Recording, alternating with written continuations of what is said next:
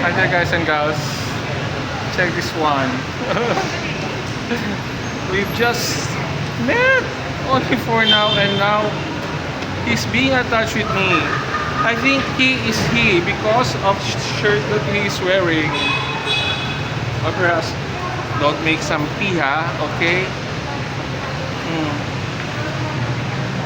Introduce yourself, baby boy.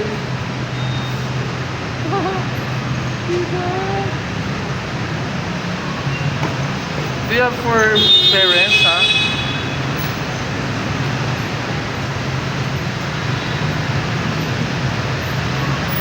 Lovely cat. Say hi.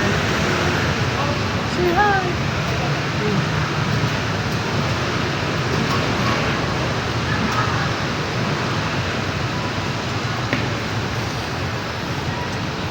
Say hi. Hi.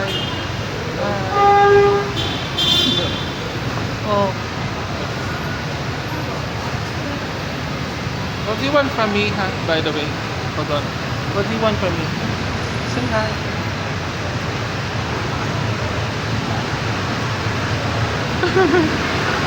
You're so cute. Can I see your gender, huh? If you wouldn't mind. Ah, she's a girl, guys. She's a girl. So he's not a boy, she's a girl. I have to go now.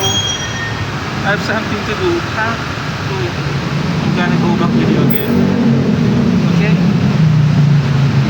She's being attached with me. What should I gonna do? See that? Oh.